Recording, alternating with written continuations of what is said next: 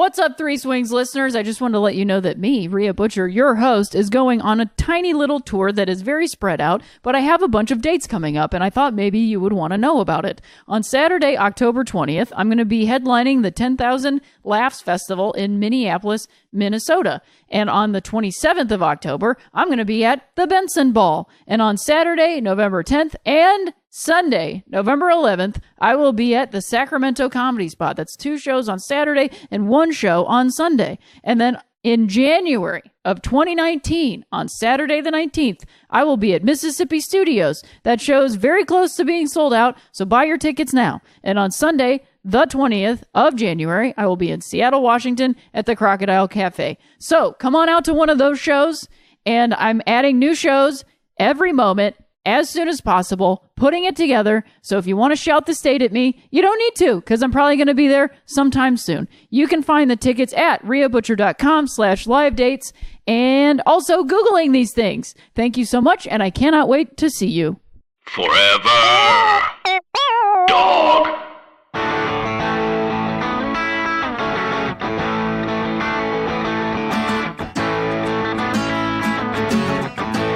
I used to think that this was my town. What a stupid thing to think.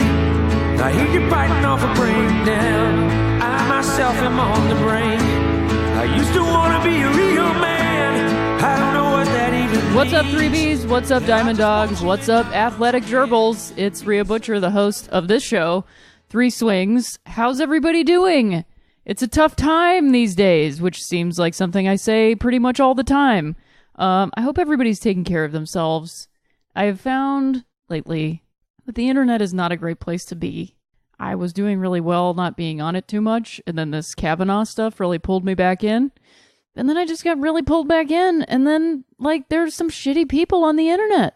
And what's strange is, this time, it was, some queer people, I think. So, just take care of yourselves out there. I think sometimes, the queer internet, it's such a great place because we get some visibility and we get to see each other and feel less alone. But then there's bad people. People are bad no matter what. And everybody's got their stuff to work out, and sometimes they want to work it out on other people. So try not to do that. Everybody's got their stuff going on, and we're all dealing with everything that's happening right now. People have been dealing with it even longer. So welcome if you're realizing how toxic everything is. However, make space for the people that need it, and make space for yourself, because number one, nobody's going to do it for you. And number two, if you can learn to protect yourself, then it's a great skill that you have for the rest of your life. So I hope everyone is feeling good out there. Because honestly, with all of this going on, that's kind of the only thing you can do. The only thing you can do is try to feel good and be okay and keep going and, keep breathing for yourself and for other people. I wanted to give a thanks to John Linigan for writing the wonderful piece on Deadspin about this here podcast. It was very great talking to him, and I thought it really did capture the spirit of what this podcast is and what it's trying to be. I really appreciate it. Just if you want to look for it, it's on my social media. You can find it there, or you can find it on Deadspin. It should be near around the top, because I think for postseason baseball, it's still around. So this episode, I'm going to do the Three Swings Awards, going to do a little bit of a wrap up of the wild cards and the end of the season playoff game. And then, guess what? I've got a guest today for the first time in a while. This person is a photographer and just an all around cool person.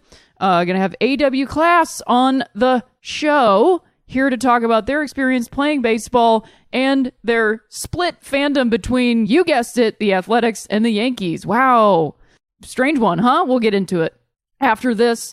Strange one, right? Wow. We'll get into it later on in the show. For now, I'm going to talk about the wild card. Well, actually, I'm going to talk about the one-game playoff that happened on Monday. I watched most of both.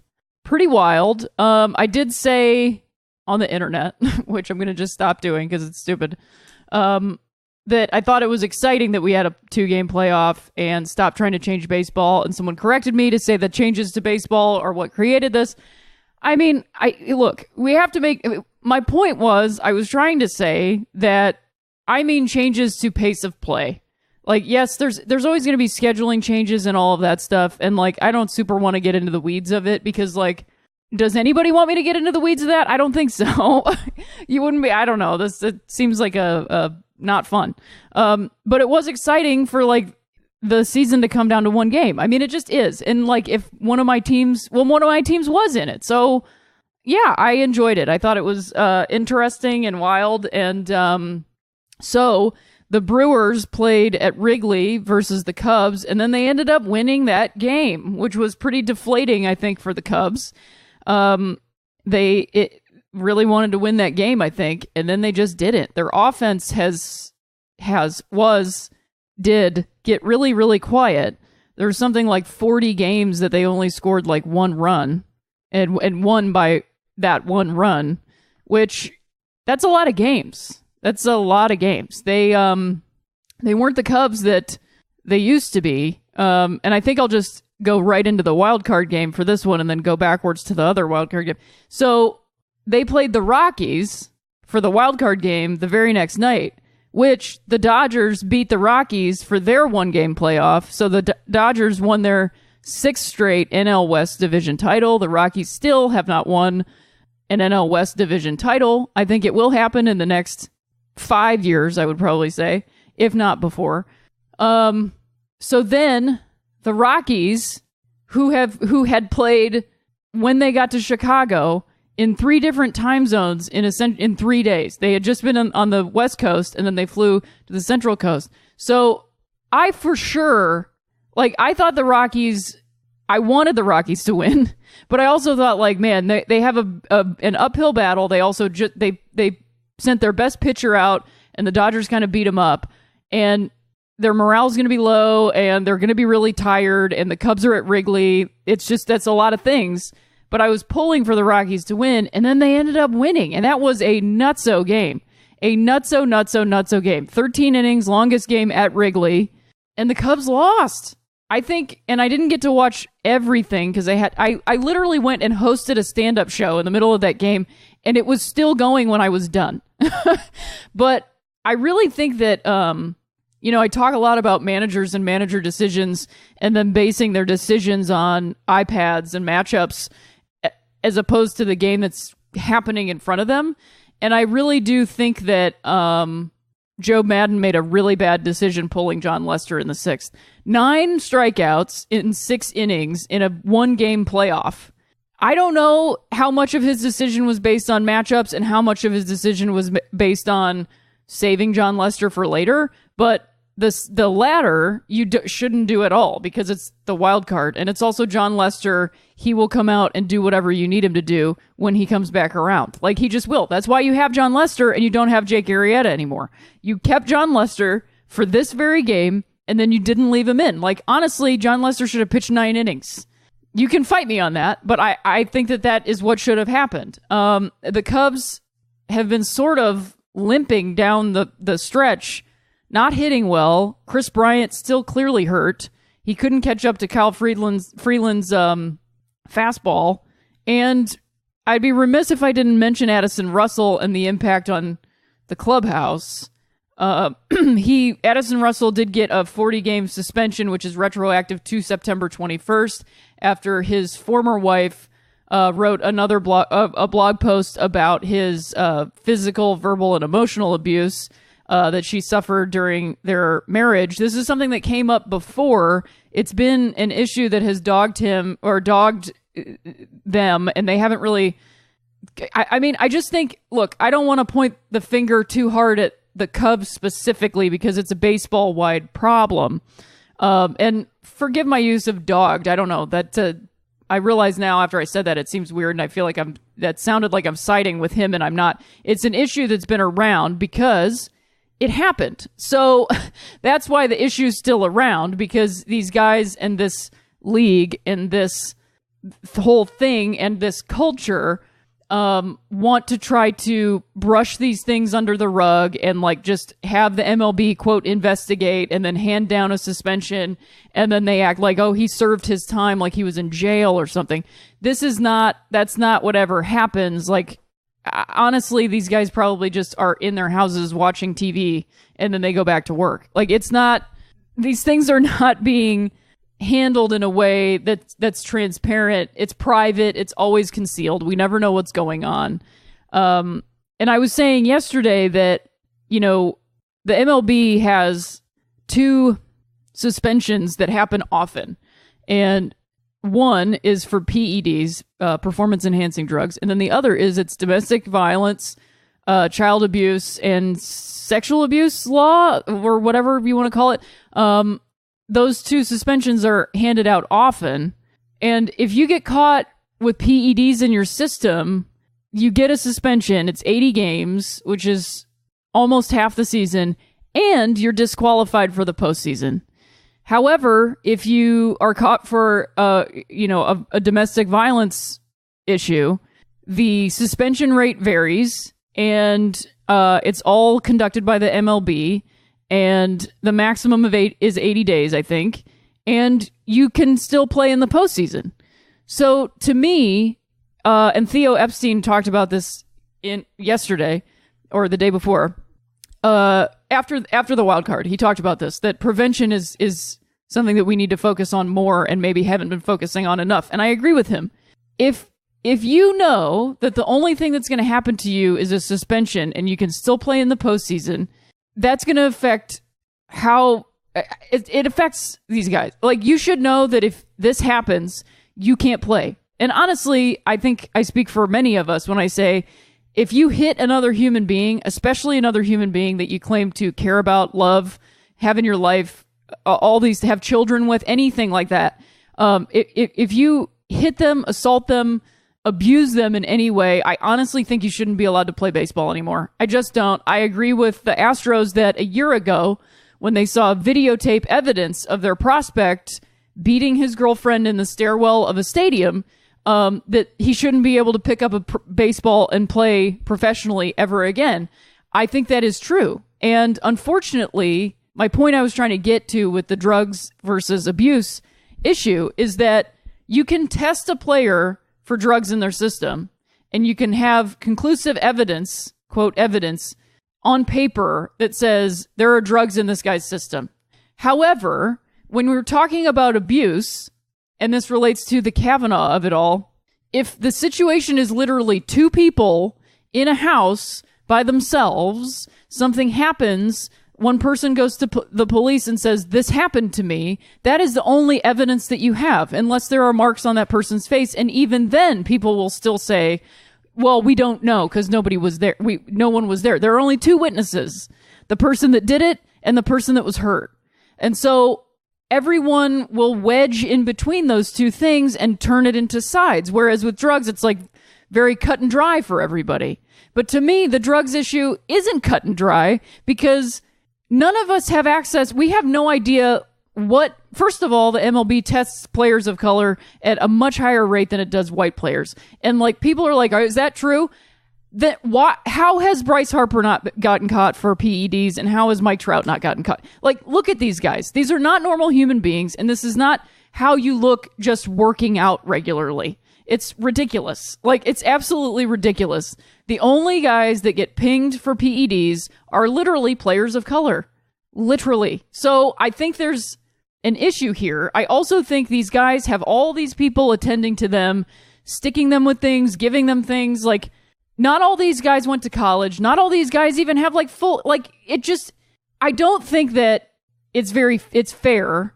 I don't think any of this is fair. And I think that the MLB being way harder on drugs than pot included. I think that these guys, like, number one, pot is legal in so many places. You should be able to use it.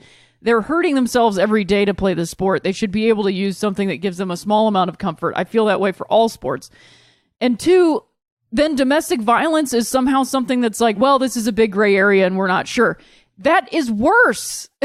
It's violence. It's literally violence. Whereas, like, the other thing is somebody giving themselves drugs to hit more home runs. Like, that has happened through all of baseball. All of baseball. So, I've gone kind of off on a tangent here. But it seems like Addison Russell is probably not going to be a Chicago Cub for much longer. I don't know that that affected their ability to play very much because they picked up Daniel Murphy. Javi Baez is tremendous. And then they had David Bodie at third.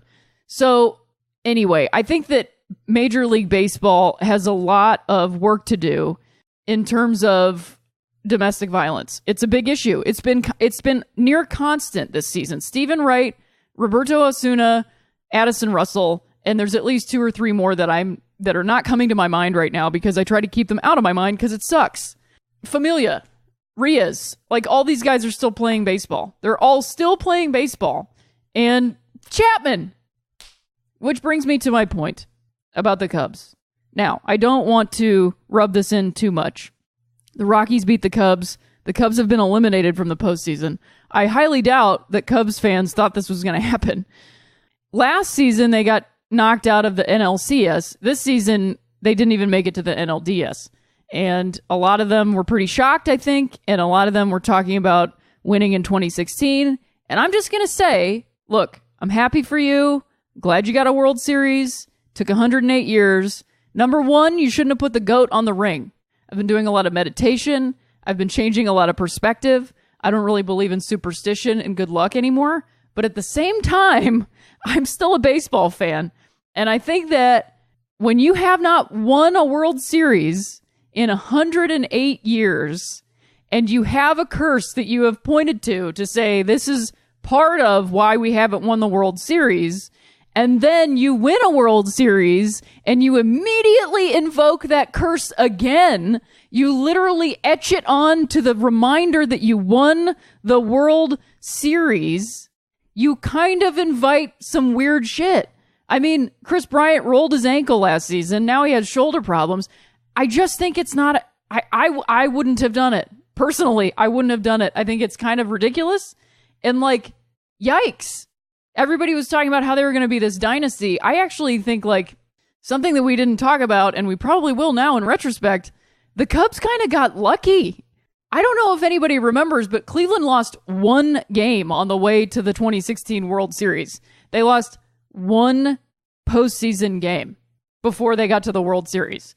They were playing very good baseball, and if Trevor Bauer wasn't Trevor Bauer and didn't cut his finger on a drone, I don't know that we would be talking about a Cubs World Series right now. Now, I am standing for a team with a racist name and logo. I understand. This is baseball. We're in the postseason. Cleveland is in the postseason, and Chicago is not.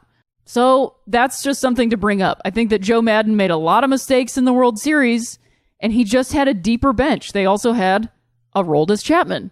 And I think that Aroldis Chapman, however much baseball has tried to sort of erase him from the narrative, was a big part of that World Series win. You don't have Aroldis Chapman, I don't know that you win the World Series. So I think the Cubs have a lot of moves to make. They're so far keeping Joe Maddon because I think that despite all the mistakes that he's made, he's a big part of the brand. Because the Cubs are a brand just as much as they're a team. And I would say just even more. And I don't mean that in a diminishing way. I just mean like the Cubs have always been a brand. Because you watch their away games, there's more Cubs fans than home fans in some of those games, which is always a sad thing. So the Cubs have been eliminated by the Colorado Rockies. The story of Kyle Freeland is, I think, a wonderful one. Now, happy for my friends that are Rockies fans, the Grolix guys, from those who can't, Adam, Caden Holland, Ben Roy, and Andrew Orvidal. Rockies fans, happy for you guys. Until you're playing the Dodgers, then you can go to hell. But Kyle Freeland was born in May of 1993. His newborn photos are in Colorado Rockies stuff. He has the Rockies tattooed on his arm. He started the wild card game, pitched a gem against the Cubs, and then they took him out, and that catcher interference, Drew Butera, holy shit. I mean, look, when people are like, baseball is boring, I don't know what they're watching, because this is an exciting game. It's an exciting game. And to watch the Rockies and Cubs duke it out was a real Duke fest. It really was. Not a lot of hits, just really tense. And Wrigley Field I can't even imagine how loud it was in there. And to be able to keep your focus and play like they did. And the Rockies, scored and won on very small ball. And this is something that everybody's talking about. Alex Rodriguez, I keep having to agree with A-Rod, which is silly because I hate it, but I keep agreeing with him. Yeah, it's not about the home run ball. It's actually about runs on the board, crooked numbers, getting runners across the plate. That's it. That's all you need. Like, home runs look great, but they don't matter. It's the same amount of runs. A run is a run. Who gives a shit? You know what I mean? So the Rockies beat the Cubs, and then the second wild card game was the Yankees versus Athletics. I really thought the Athletics would have a chance to come in and steal one because the Yankees are so Yankees, but they didn't. I think the bullpen game was maybe not the best idea, but at the same time, that's kind of the only thing they had. So I'm really proud of the Oakland Athletics and the season that they put together. I think they surprised everybody, except for me. Obviously, I've said this literally every week, so I apologize, but everybody thought they were going to be the bottom of the barrel, that the Angels were going to, Shohei Ohtani their way into a World Series, and then they didn't. And the Athletics made it into the postseason with, again, small ball, making good choices, buying up all the closers. Like, they took some new approaches, and they got there. But they had to play at Yankee Stadium, and it's a hard stadium to play in. I just saw a video this morning that Nick Stellini, one of my favorite baseball people on Twitter, a video of Yankee fans like throwing beers at an Athletics fan, and like, come on, man. The past couple of weeks of baseball and people being shitty to Cubs fans because of Addison Russell, and then Cubs fans being shitty to those people because of this player, that player, this player. It's like, honestly, I kind of feel like for the past couple years, I have talked about openly and also been on the hook for growing up and remaining to some extent a Cleveland baseball fan.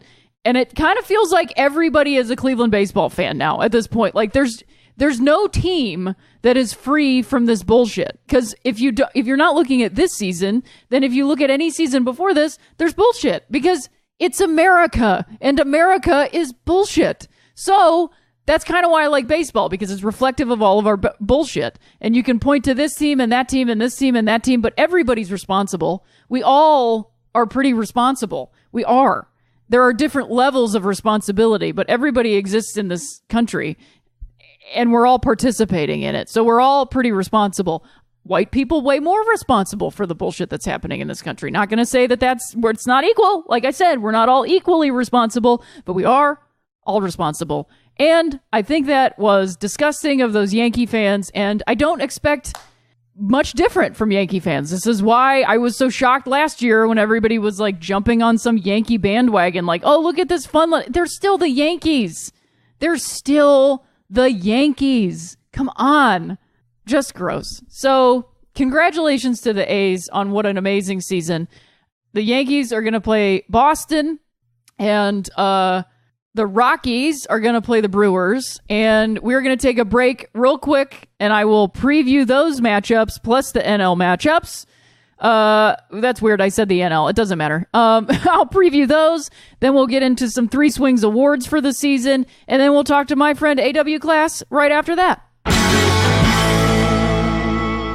I love Tomboy X. Let me count the ways. All the pairs of my micro modal 4-inch boxer briefs. Those are all the ways.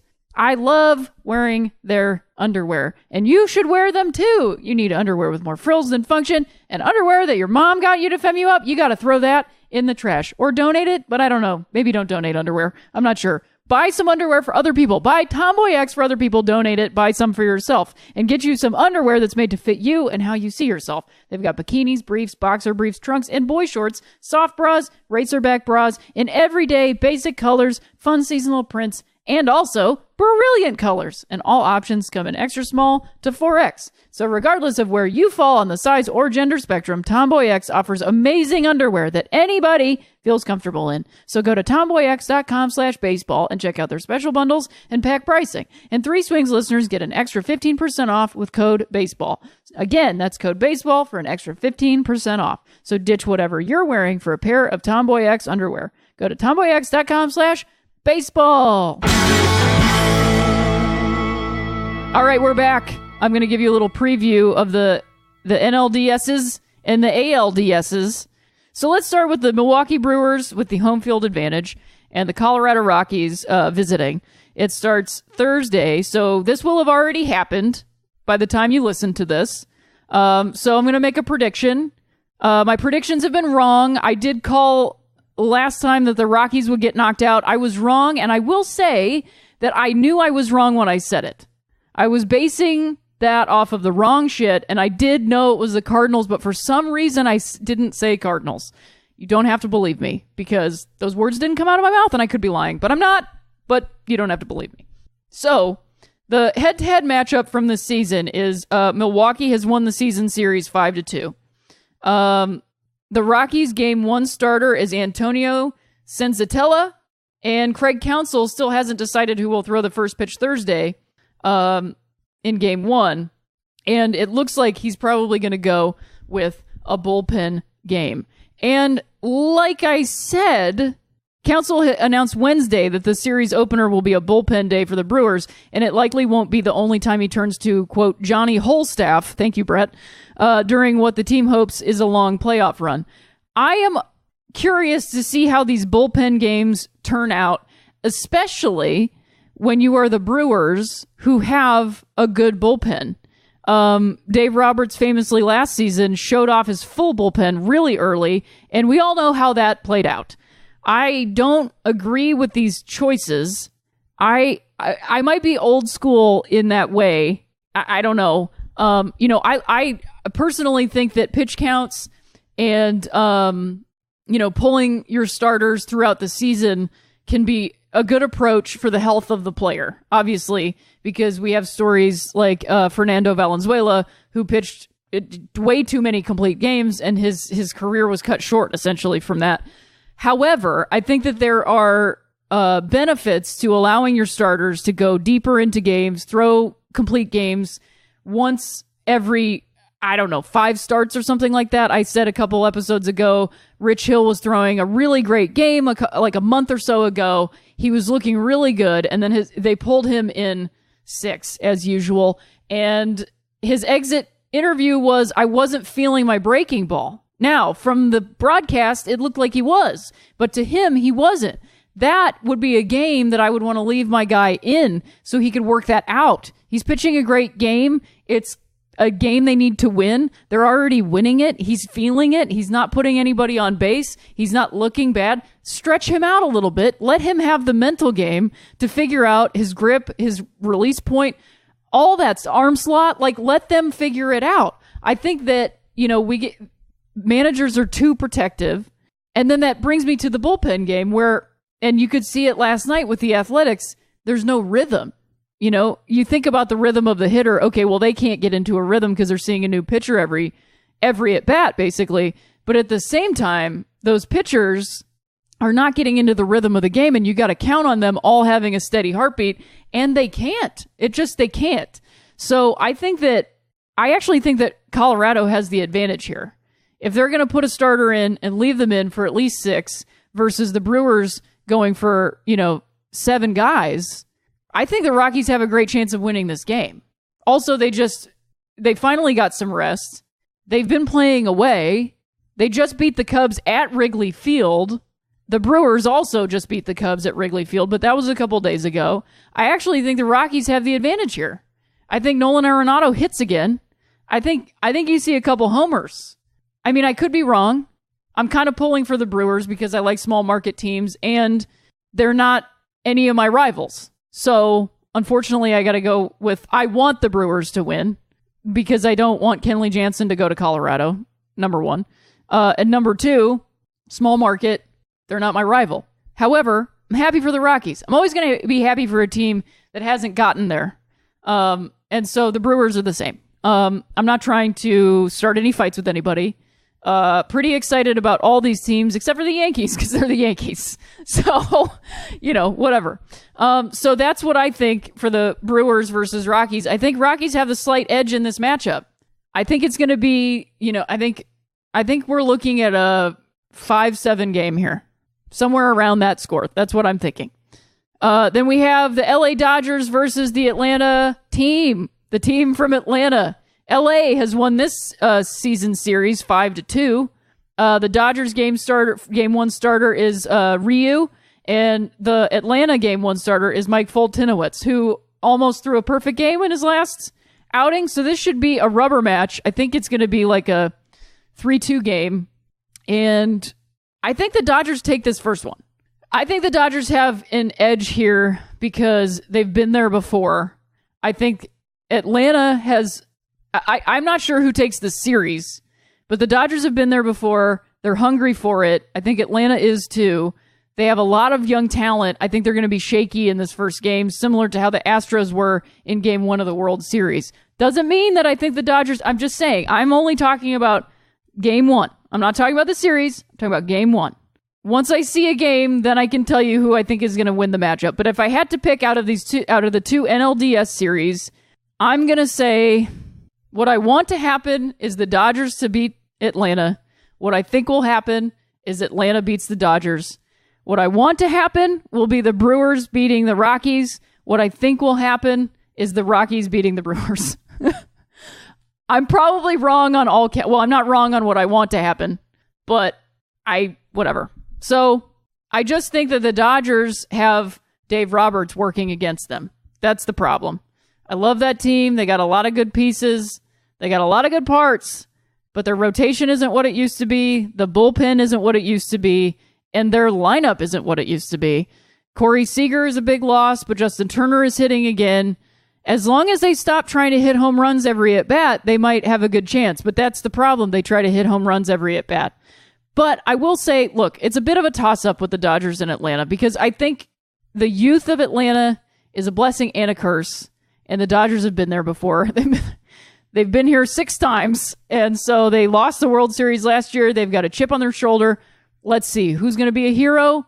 Kike coming out? I don't know. Anyway, I feel terrible saying that the Dodgers probably aren't going to win, but I'm not sure. I'm just not sure. So, moving on to the ALDS, we have the Houston Astros hosting the Cleveland baseball team. Houston won the season series 4-3. The Houston Game 1 starter is Verlander, and the Cleveland Game 1 starter is Corey Kluber.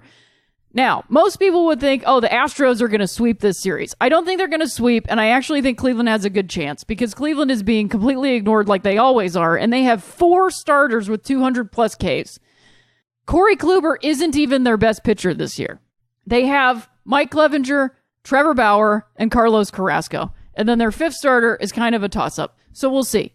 However, I think this series goes to 5, and I think Cleveland has a really good chance of winning it because I think the Astros are the Astros, but they also get pretty full of themselves. And if Cleveland can play small ball and beat them at their own game, Terry Francona is a great manager, and he just ran out of depth 2 years ago. Last year, they used everything they had for that winning streak, and then they had nothing left when they faced the Yankees, and they just got shell-shocked. This year, they're facing the Astros. They both had a ton of rest. Cleveland hasn't super been tested because their division is basically non-competitive, but they are a great team, and if they can pull this off, they're going all the way to the World Series. Now, we have Boston hosting the New York Yankees. Boston won the season series 10-9. Boston Game 1 starter is Chris Sale, and the New York Game 1 starter is undecided as of today. Chris Sale has not been Chris Sale lately, and his velocity has dropped something like 6 percentage points, 6 miles an hour. So that is a distinct advantage for the Yankees in Game 1. They also they have Luke Voit mashing the baseball. It's the rivalry. They're really excited after winning this wild card. Didi Gregorius is back. I didn't think he was going to be. Maybe that was a decoy. Who knows? I mean, he was definitely hurt, but the amount of ice that they put on that arm was maybe a decoy for everybody. I think New York steals Game 1. Just based on the fact that Chris Sale hasn't been pitching. If Tanaka is pitching Game 1, I think New York steals Game 1 in Boston. However, who else is going to pitch? I don't know. So, but I mean, they're going to put up Tanaka, right? There's no way they're not going to pitch Tanaka. There's no way. So that's what I think is going to happen. It's going to be exciting either way. I'm really excited about this postseason. All the matchups are really great. We get the classic rivalry. We get the returning World Series teams. We get the Brewers and the Rockies, new blood in the mix. It's going to be really exciting. So let's move on now to the 3 Swings Awards, brought to you by Bench Coach Brett. So these are all based on the odds-on MLB candidates for all of the awards.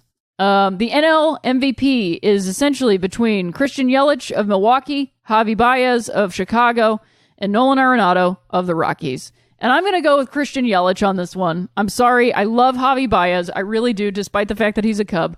But they won the division, and they won the division on Christian Yelich's performance this season. 1 RBI and 1 home run away from the Triple Crown. He really lit up and became the player he's always needed to be. And that's the thing. It was essentially, for me, a tie between Yelich and Baez. The Brewers win that last game, even though Yelich didn't win the game for them. I'm going to give it to Yelich on this one. And Arenado, also tremendous player for Colorado. I would put Trevor Story into this conversation, actually, over Nolan Arenado, personally, if you were going to. And then I would also put Ozzy Albies into this conversation. Many people will probably be mad at me for that, but who cares? The AL MVP is Mookie Betts of Boston, JD Martinez of Boston, Francisco Lindor of Cleveland, Jose Ramirez of Cleveland, and Mike Trout of the Los Angeles Angels. I think that this is hands down goes to Mookie Betts. Just had a tremendous season. Fun to watch. In the field, in the box. All these players had wonderful seasons. Jose Ramirez would be my runner-up. And then my third place would be JD Martinez. All these guys are MVP candidates, or MVPs for sure. Like 100%. There's just no doubt. But I think Mookie Betts to me won the MVP when he had the mic on in spring training and was like, not going to get to this one, guys. Like, that was kind of sealed the deal right away for me. Just a fun guy to watch on a team that can be pretty unlikable sometimes. So if you make me like a team that is obnoxious, then I think you get an MVP. But personally, if I have to choose between the Sox and the Yankees, I'm going to go with Red Sox every time.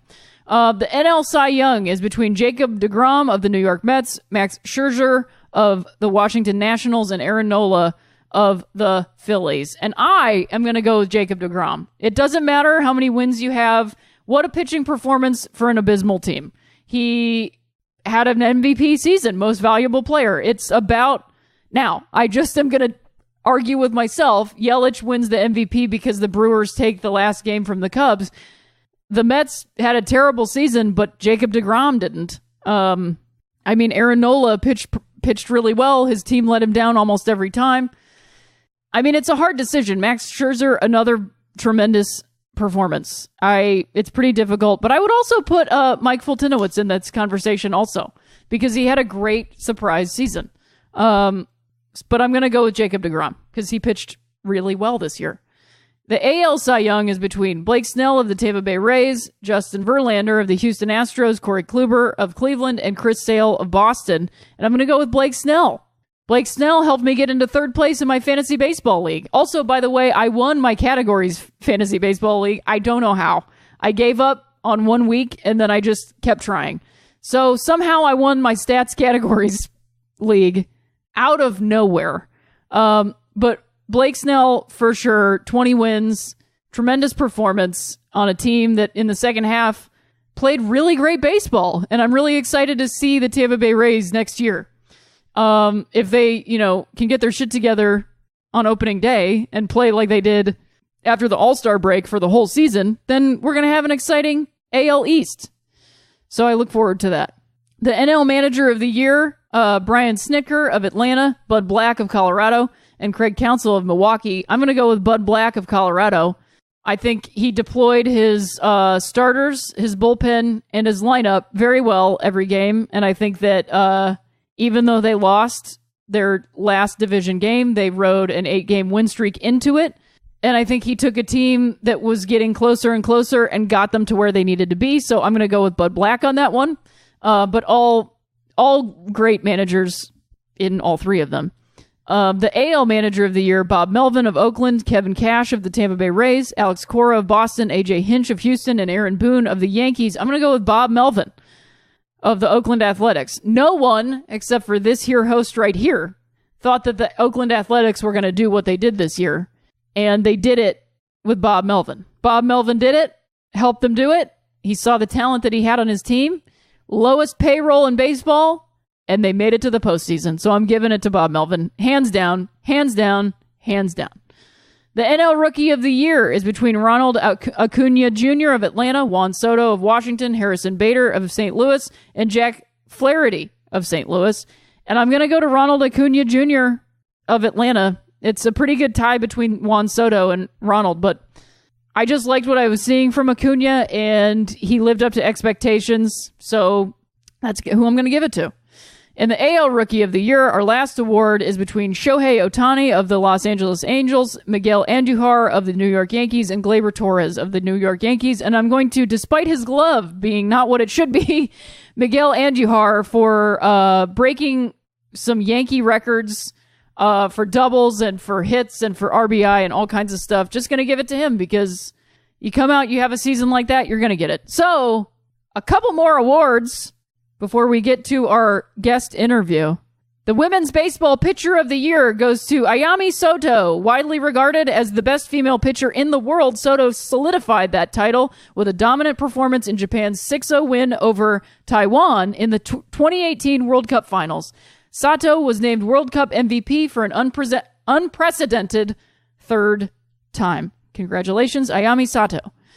Women's Baseball Hitter of the Year goes to Megan Baltzel. The Team USA power hitter was named to the All-World team at this year's World Cup after batting .500, .606, .885. Look at that slash line with 2 home runs, including the World Cup's first homer, a massive 362-foot bomb against Venezuela that sealed victory and ensured the U.S.'s place in the Super Round. And the Women's Baseball Rookie of the Year goes to Ashton Lansdell, a Baseball for All alumni. This year, Lansdell made her first varsity start for the Wheeler High School baseball team in Marietta, Georgia. First ever female in school and county history to start on the varsity baseball team.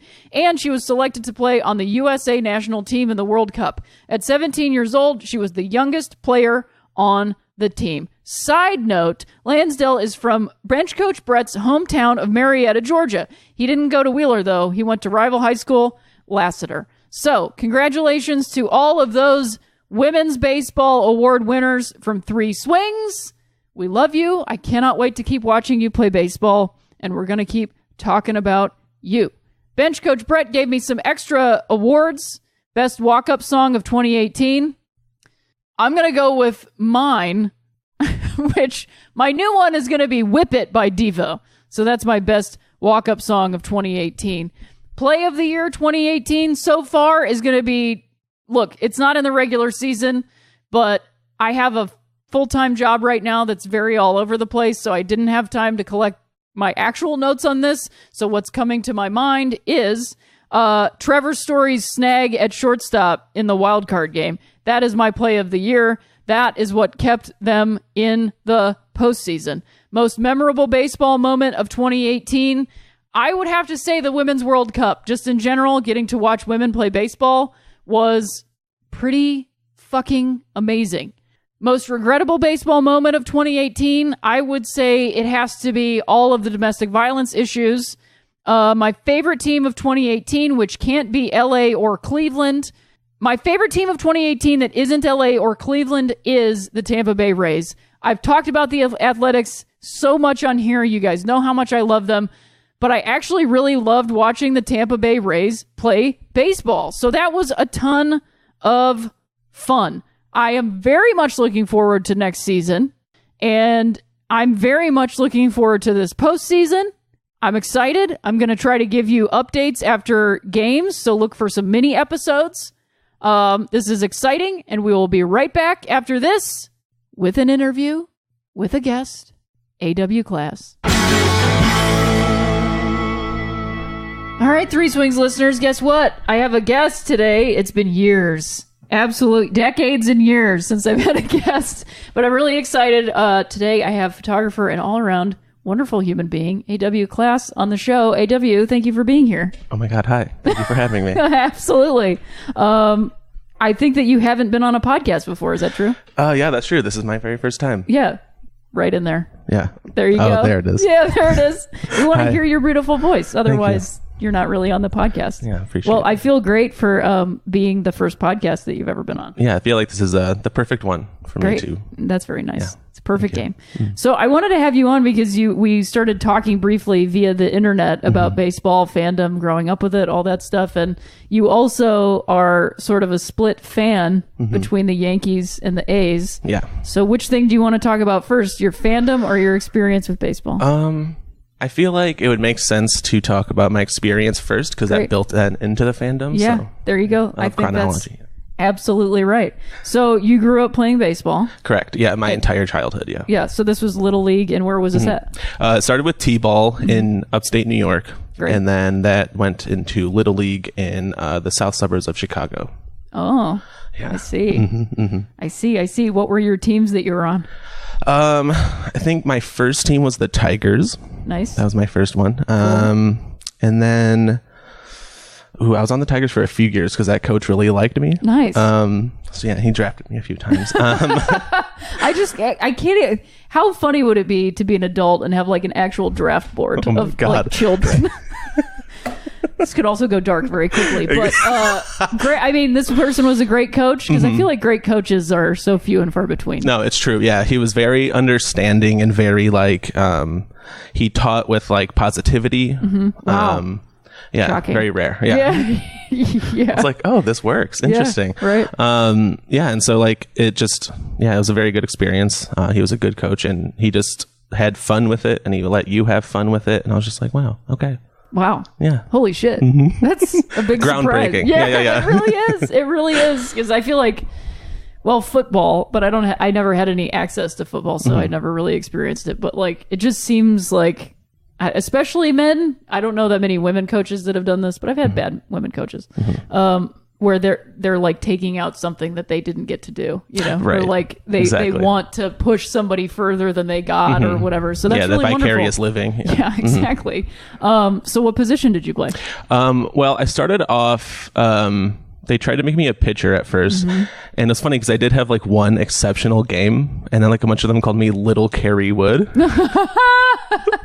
Oh, that's amazing. Yeah, it was a good time. But then that sort of Was it really stressful though? Yeah, put I so would much imagine. pressure on me, and then the next game I was a mess. Yeah, and I of just course. fucked it all up. And 90% mental. Yeah, exactly. Yeah, and then they How moved old were me- you when they called you Little Carrie Wood? Ooh, that's a good question. Probably like 10 or 11. Yeah, that would. Yeah. Yeah, that's a lot. I was just like, oh my God, what? And then I ended up moving to third base, and that's like where I really clicked in, and I played third for a number of years. So Third base is great. I Yeah. love it a lot. gotta love that hot corner. I love that hot corner. I feel like for me, I can read the ball off the bat from that side like really well. Yeah, absolutely. Exceptionally well. And also I prefer not having a lot of time to think. Yeah, because it's just like the Netflix queue. You have too many Yeah, choices. You're not going to make the yeah. right one. Exactly. Second base Yeah. is very much like Netflix.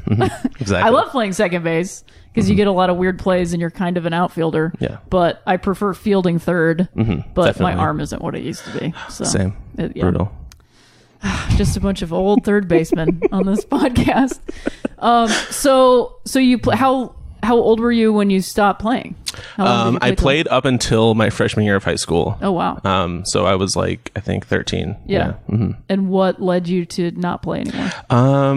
I don't think I think I didn't believe in my skills enough to make the high school team. And so I was just like, I don't know, this isn't for me Yeah. anymore. And I just, I didn't believe in myself enough, Right. It's Yeah. hard to do. Yeah, it is. It's brutal. Did you have like supportive teammates? Was it? Yeah, I did. Yeah. I was friends with a few of those guys for a number of years, but yeah. Yeah. High school. Yeah. I mean, I played basketball and I made the freshman team, and then I was benched for like the whole thing because they didn't like my attitude. My attitude was, I'm really good. And they don't reward that when you're a woman or Yeah. born that way or whatever. They're like, you should be pretty Yeah. and quiet. Yeah. And then we'll put you into the basketball game. And I was like, I hate that. Yeah. I don't like any of this. I also didn't really try and practice, but Yeah. look, when you're that good, you don't You have don't to need practice. to. Yeah. You're already perfect. You don't need to practice. Yeah, exactly. And I played softball 1 year and I really did not like it. Well, that's cool. So then did your love of baseball continue, or did you sort of step away from it? Or? No, at that point, I just turned into like like a super fan kind of. My family, since I was a tiny little baby, was hardcore Yankees fans. Boo. I know. Just kidding. I know. It's fine. It is what it is. Well, I mean, you come to it honestly. Your Right. family is, you know, I mean, we're a bunch of Jews in New York. How Yeah, can of we course, not, you know, right. kind of like the Mets. Come on. Yeah. Although, started by a woman. Oh, that's true. So, Damn. Okay. there is that about the Mets. That's all right. Yeah. You know what? So, weirdest color combination possibly in the MLB, I think. It's pretty grating on the eyes. Yeah. My retinas are not a fan. Right, yeah. I mean, I feel kind of the same way about the Cubs, but less so about the Cubs than I do about the Mets. Yeah. But I've been very harsh on the Cubs on this podcast, so I'll probably leave them alone. They've had enough for now. They need some rest. Yeah, look, you won one. You'll get another one in another 108 years. Yeah, It's fine. It's fine. Just like the cicadas every 108 years. Exactly. So you grew up a Yankee fan. Who was your favorite Yankee? Ooh, I don't know. I really loved Paul O'Neill. Yeah. I really loved jawline. Bernie Williams. Oh, the jawline. Yeah, Bernie Williams. Bernie. I love Bernie. Mariano Rivera. Yes. And of course, like, you know, Jeter. Yeah. I mean, you Of course, can't the go captain. wrong. You The can't go captain. wrong with the captain. Oh, captain, my captain. Although he's kind of an asshole now. Yeah. What he's doing with the Marlins. Yeah. Not a big fan. No. That's okay. It is already. Oh, okay. So fast forward. So you've stuck with them the whole time? Yeah. I was very much on board to the point of like getting in altercations with Red Sox fans. And yeah, it was like our house was just full of memorabilia, and we would go to games whenever we could afford it. But every time a game would, like, my whole family would gather for like every game and watch them. Wow. And yeah, it was just like huge. My first car that I got had like a big Yankees magnet on the back of it. In Chicago? Oh yeah. Mhm. Wow. I can't believe that didn't get like ripped off and like busted into your window or something. Yeah. I like to roll the dice on that one. Yeah. I mean, I am jealous of just the simplicity of the logo. Yeah. And also the fact that the mascot isn't racist at all. Yeah. That's very nice. Some people would argue that it is, which is silly. I think it's very funny when people are like, "Oh yeah, but what about the Yankees?" Like, what is offensive about that? Yeah. It The can't- Northerners? Come on. Just Yeah. like, yeah, I don't even know what exactly is the definition of a Yankee. Do you know? Yeah, it's a Northerner. Yeah. Okay. I'm pretty sure. Yeah. Like what? Which is, yeah. I don't. It's kind of the same thing as like a liberal now, which Yeah. is hilarious to then think of Yankees, the right. Yankees as liberals in any way. Oh my God. With what's his name, Giuliani in like Oh, the front Giuliani, row last night. So speaking of last night, you did not watch the game. I did and not. We got to get into the fact that you live in the Bay Area, so you've become like adopted Oakland Yeah. A's fan. Yeah. I took a number of years away from baseball. As I started to, my life personally started to transition. I took some time away from that because it kind of just reminded me too much of who I was, and as I like to put it, who I was assigned to be. Oh yeah. And so it just sort of like became a scary thing for me, because I was just like, too much of like my past self and too much of like my past mistakes was like tied up in that, because I hid so much of my identity within like the baseball player, the baseball fan, like, because I didn't feel comfortable in myself, and I knew that I wasn't complete in myself yet. And so I just like used that to fill that void. And so when I started going beyond that, I felt like I needed to distance myself from that for a period of time to find who I was. That's really interesting. Yeah. Because I find that, like for me, in a similar way, like playing sports was a way to say, because like everybody thought, and I think this is typical to like assigned female peoples, if you play sports, you're a lesbian. And Right. so then when you play sports, you're like, I'm not a lesbian, which screaming I'm not a lesbian pretty much is like, I'm very much a lesbian. But it's interesting because I feel like I also distanced myself from sports fandom in a similar way, that like queerness is sort of like a punk rockness or like a radicalness, or like, and this is all very status quo, right? So like Yeah. to participate in professional sports is very much to stay within a mainstream of this country and just like the world in general. So like even just getting out of that to give yourself space to be like, is this something that I even really like? Right. Is this something I'm even allowed to like? Is like such a weird and interesting place. And I've found that now, like, so many queer people are into professional sports. Yeah. It's amazing. It is amazing. And like, you know, then you find yourself caught between that like radicalism and then also like rainbow capitalism. Right, So you're like, wait, what am I actually doing? But I think what's interesting about what you're talking about is it's very specific to you and very personal. It's a lot less about what does this thing mean for me to participate in it, as opposed to what was I using this as to be, and is this actually me, or was this something I was doing to get by? Exactly, yeah, because it sort of just became this thing of like, look how cishet I am. Right, yeah. Like, look at it. Hot corner! I am hot corner. Well, we're saying the same thing. Exactly, then. I'm you know, wearing a ponytail and curling my bangs to be like, I'm not gay! But I'm just very, very gay. Yeah, exactly. Yeah, this is just a lifestyle curled bang. Yeah, absolutely. Yeah, and so like when I looked back at it then, I just saw it as like a cishet thing. And so I was like, oh no, I can't be seen as that anymore because it's killing me. Right. And so then I was like, oh, I can't like sports anymore. I can't participate in sports. But then the more comfortable I got with my queerness and my gender, the more I realized like, oh my God, sports are actually so gay. Like, what? Yeah. It's Have you so heard of gay. the Greeks? Oh, you mean that naked wrestling? Yeah. Interesting. Yeah, the naked wrestling with oils and stuff. Oh yeah, can't forget the oils. Can't forget They're the essential. oils. Yeah, always. And it was, so do you look back now differently with like a little more kindness or openness? I definitely do. Not just because of like my understanding of all of that, but also like more kindness for myself, because like I didn't know what I was going through. I didn't understand any of it. And like, I feel like I was really unkind to myself because of that. Like, why didn't I figure it out sooner? And it's just like, that's so unfair. It is. It's so unfair. Yeah. Because I know there is like this romanticized narrative for queer and trans people of like, oh, I've known since the day I was born that I was, you know, in the quote unquote wrong body, or that I was, you know, gay and blah, blah, blah. So like being able to, for lack of a better term, forgive myself for not being able to follow that romanticized narrative. It's like, it's an unfair thing to put on yourself. Right. So I've been much more kind and more forgiving to myself about all that stuff. And yeah, it's been interesting to fall back in love with baseball now on the West Coast as an A's fan. And then watching those two teams compete for like the wild card and in the postseason, I'm just like, what like a beautiful romantic sort of full circle this is all kind of taken. It's been very interesting. That's pretty wonderful. Yeah. And I mean, the A's out of everybody are the most liberal team. Yeah. And I'm using the word liberal in the dichotomy binary of liberal versus conservative. I am not a neoliberal. No one even really knows what that means. No. I'm not starting any wars. So I don't, come on. I thought that's what this podcast was for. Yeah, this podcast is to start a war. But you know, like, that is the other piece of professional sports, is that you're participating in a highly capitalistic thing. It's not, you know, none of this is like liberal or progressive really.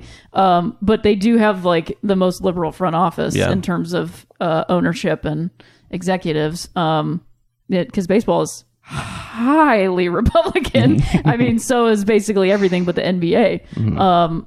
But that is like such a lovely story. And I think, you know, talking about the romanticized idea of knowing the whole time, it's interesting to me because that's something that I've said, and it's hard to, because I don't romanticize it at all, personally, me. Yeah. It was just something that I've known, like, as long as you could have a comprehension of being different.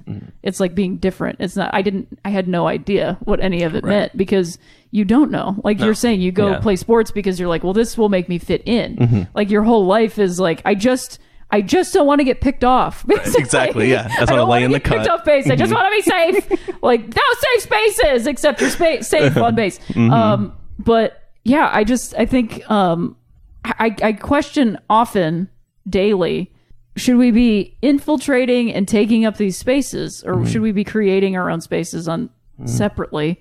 And I think the answer is actually both. Yeah. And that's what's so difficult about all of it, is that there's this group that wants this one and this group that wants the other one. And it's very hard to get both groups to agree, like, hey, we're working for the same future, you know? I mean, even Jackie Robinson in his book, that he was a Republican. Yeah. but not in the Republican terms that we use today, slightly different, like supported Nixon, but it was mostly because Jack Kennedy wouldn't look him in the eye when he went to Manhattan because, Jack Kennedy didn't really know any black people, so he was afraid to, probably. So that's why Jackie Robinson was like, well, I'm going with Nixon, and then Nixon screwed him over, and he was like, fuck Republicans, they all suck. I was trying to save it, they don't care. Nope. But he was very much like, wanted to create and support communities, like the black community in capital words, as opposed to like fitting black people into a white world. And I think that, race and gender and queerness, like all this stuff, you can't really say it's all the same, because it's not, because people exist in all three or one or two or whatever, and each one has its distinct stuff going on. But that is the thing. Like you have a template, and then you're trying to break into a template. Not everybody's going to fit into that thing. No, exactly. So, just like minor politics on this podcast. Yeah, no big deal. It's fine. I'm sure all the new listeners from my Deadspin article are going to be all on board with everything I'm saying right now. But you were talking about your identity, and if you don't mind me asking, for the first time, I am the person asking this question. I've been asked this question 1,000 freaking times, but do you mind like describing what that is? No, I would love to describe my identity to you. Great. I identify as an agender pansexual. And so basically I just say like, I'm queer and I have no gender. Yep. Because that's how I take it. I use exclusively they, them pronouns. I even have it tattooed on my throat. Nice. And surprisingly, or not surprisingly enough, it still doesn't really help all that often. Yeah. Because somebody's just like, oh, that's just a tattoo, right? It doesn't mean anything. Yeah. Nothing means anything. It's fine. Cool. Yeah. I love that. Yeah. Thank you. Yeah. Yeah. Does it feel good? It feels amazing. When did you come to that sort of on deck circle of identity? Because we were talking about when you're in the hole. Right, exactly. Yeah. That's right. Now you're on deck with the donut on your back. Yep. Figuring things out. Yep. Timing. Oh, it's all about the timing. It's all about timing. It started to happen. Well, I figured out that I wasn't straight when I was a little kid. The first time I watched Baz Luhrmann's Romeo and Juliet, and I saw that pretty young Leo DiCaprio. Sure. Changed my life forever. Yeah. So thank you, Baz. Thank you, Leo. That movie made me very uncomfortable. So. Oh, yeah. In a lot of ways. Yeah. But I was like, oh, so people who are categorized as men can be beautiful, and I can have these feelings about them. And like, yeah, like I was like terrified, but I was like, okay, something's happening. Yeah, something's definitely happening. Yeah, but I was something's definitely happening. But being raised in like a religious household, I was terrified to look anywhere deeper into that. Because I was raised a mix. My parents and family are basically like Jews for Jesus.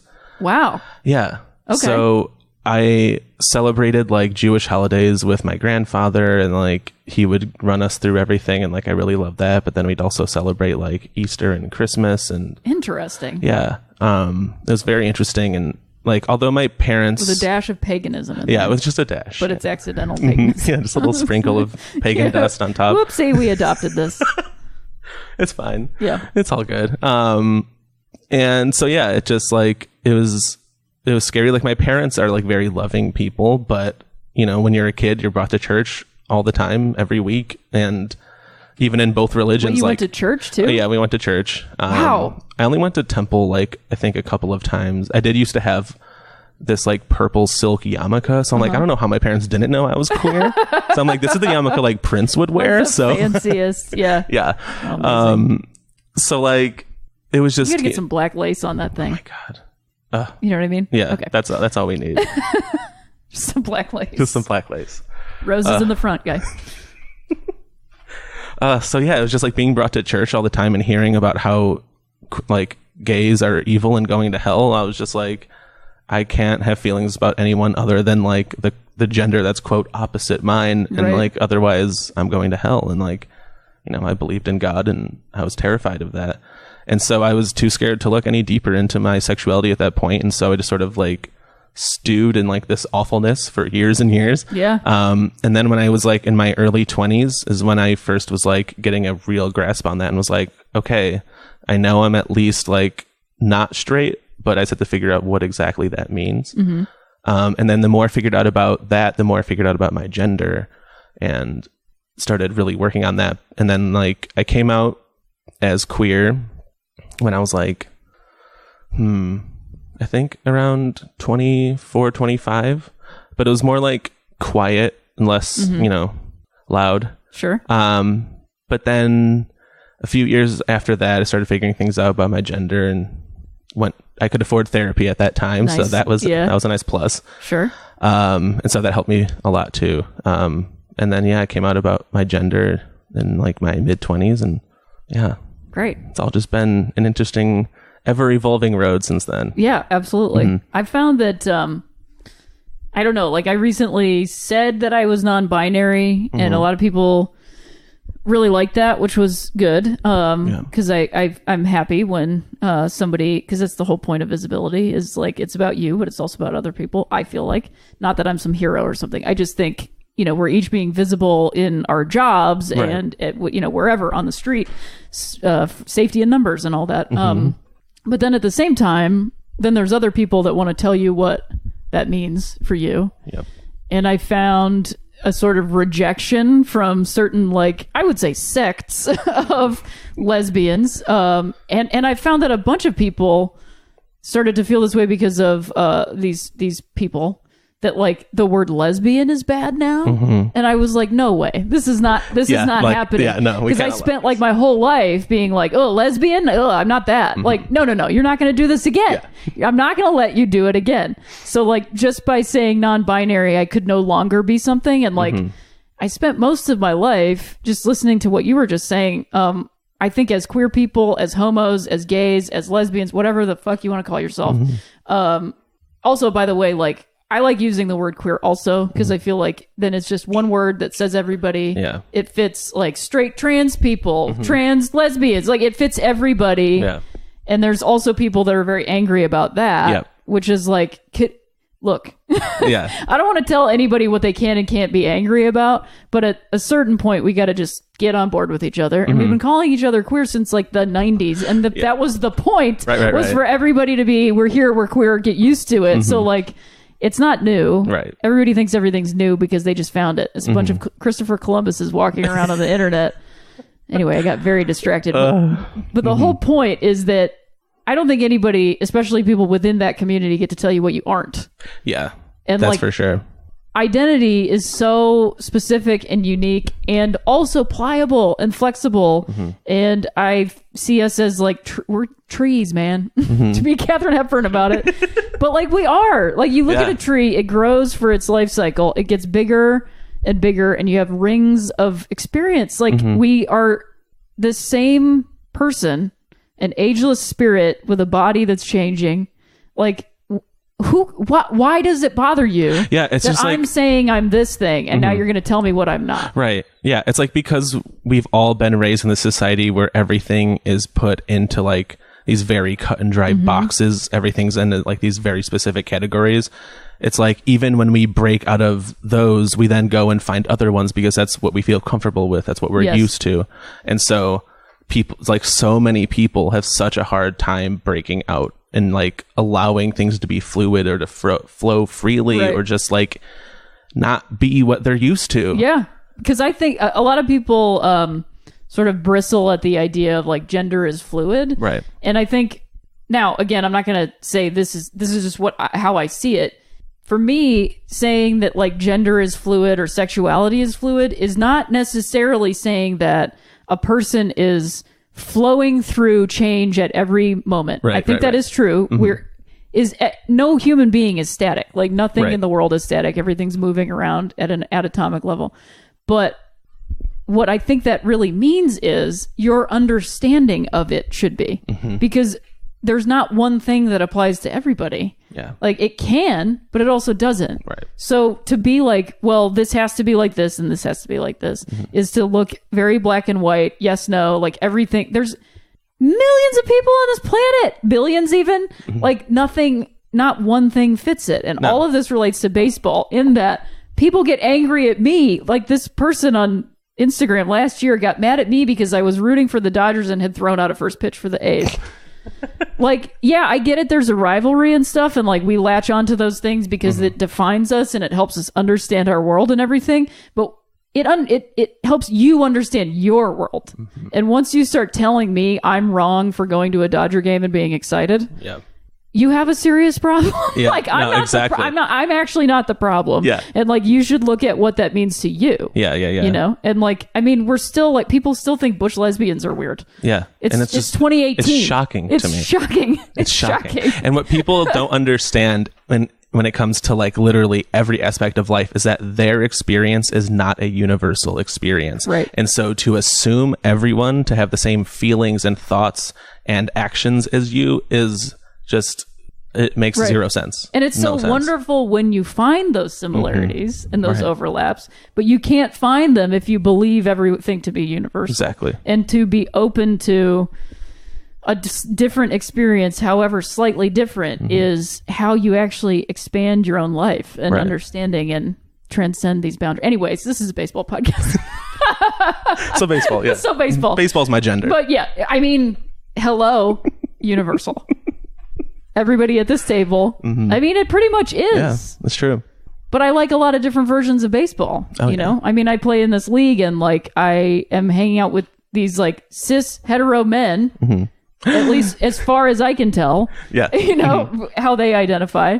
And like so many of them are so like kind and tender and evolving and trying and open and understanding that like it's just completely open. Because I've realized what I'm bringing into it and my bullshit, you know, which is caused by that monolith. Right. But they're not that monolith. Yeah. They're my friend Phil. Yeah. So like I can't be mean. Oh, why Phil. would I? Yeah, exactly. So anyway, you just have to be open to experiences within a safe thing. I'm not saying everybody walk around and be idiots, but within your own personal boundaries. Yeah, allow absolutely. yourself to be open to things and maybe test those boundaries a little bit. Yeah, every now and then. It's good. Every now and then. Yeah, so speaking of boundaries, you're an Oakland A's, New York Yankees fan, and you're unaware of what happened in the wild card game. I have no idea. The Yankees beat the A's 7-2.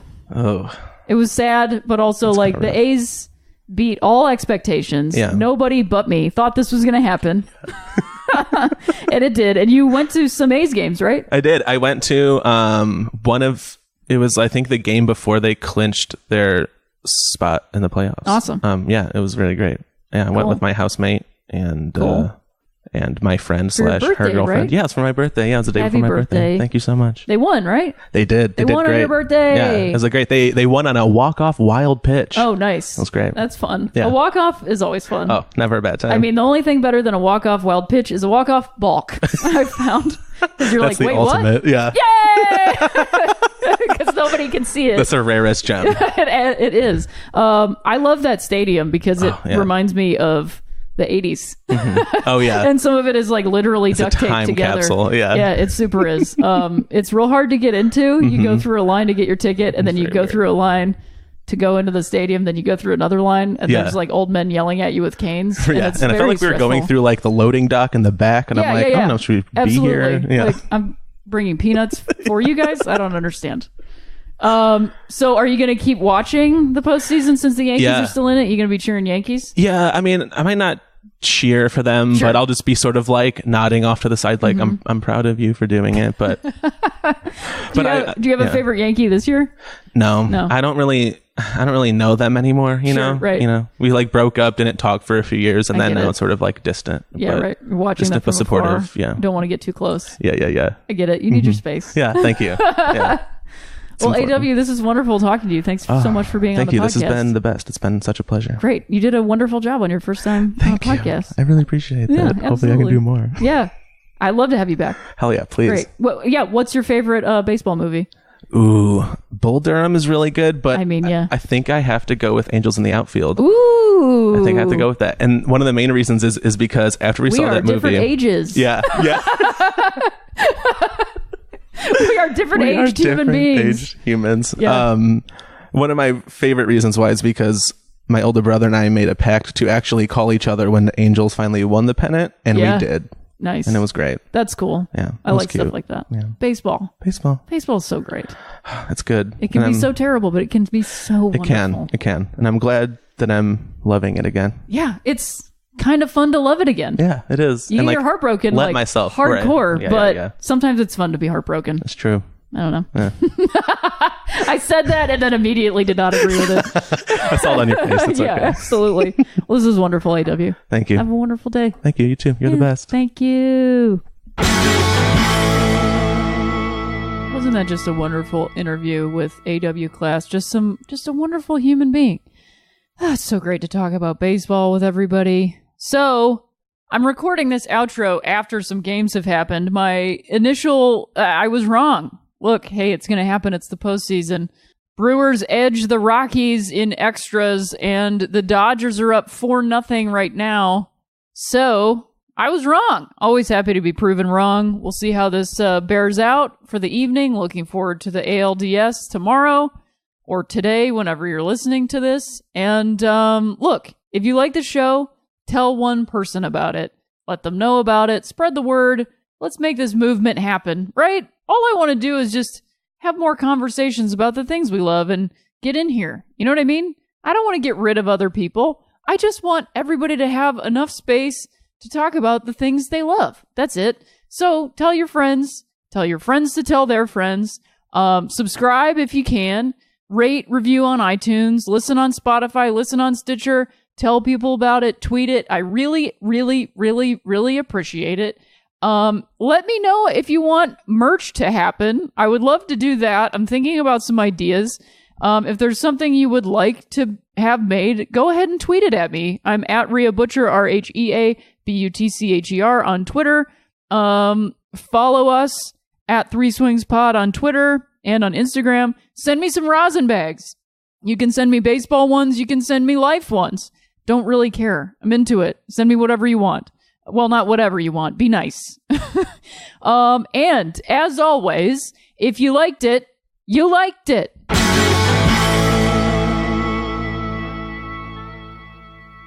Forever Dog. This has been a Forever Dog production. Executive produced by Brett Boehm, Joe Cilio, and Alex Ramsey. For more original podcasts, please visit foreverdogpodcasts.com and subscribe to our shows on Apple Podcasts, Spotify, or wherever you get your podcasts. Keep up with the latest Forever Dog news by following